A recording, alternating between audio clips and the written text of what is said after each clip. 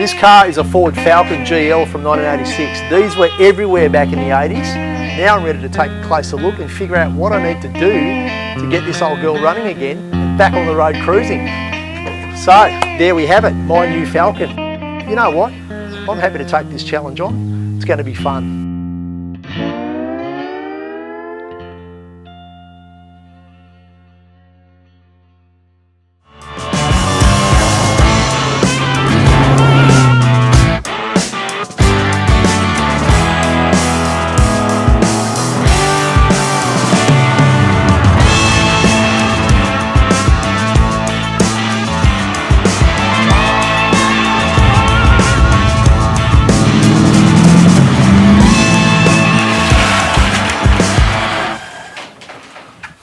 Magnificent.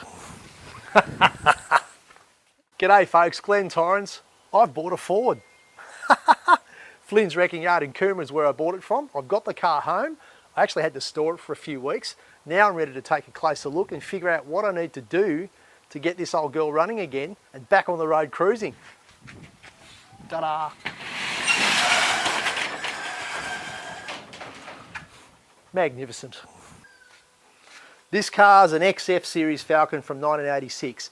Back in the 80s when a lot of us were growing up, these things were everywhere. So I'm actually quite happy. I'm actually quite pleased to be putting this back on the road.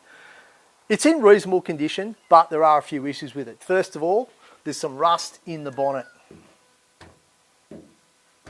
Now I haven't seen that before, but I'm only new to Fords. This is actually the first personal project Ford that I've ever done.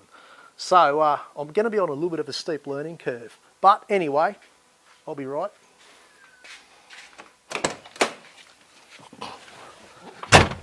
Inside, this car's kind of okay. Nice headlining.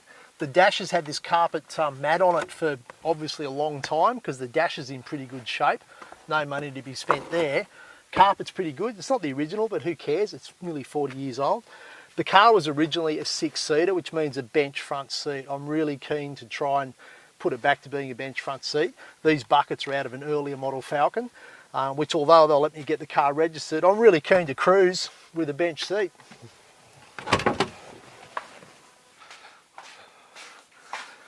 These 80s Falcons had what I regard as the world's most distinctive tail lights. I bet you thought I was going to say disgusting then, didn't you? I reckon they're cool actually, I really do. Unfortunately, this one's got a damaged left tail light, but we've managed to find half a replacement already, which is kind of good news because these things aren't really stacked up in wrecking yards anymore. I reckon the paint's going to buff up all right without too much work, but these just...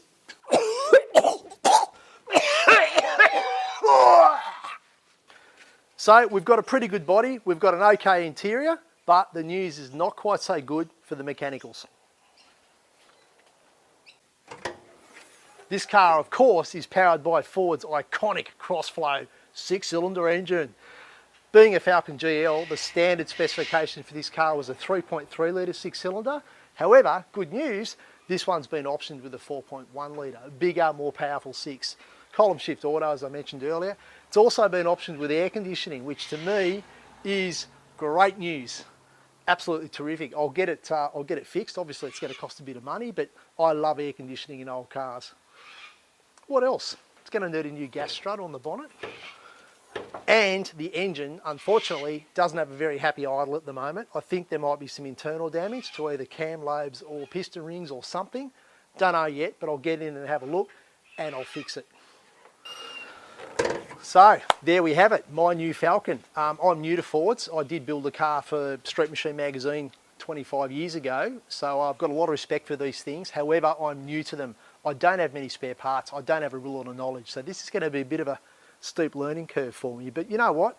I'm happy to take this challenge on. It's going to be fun. I'm Glenn Torrens. I'll see you in the next episode. Cheers.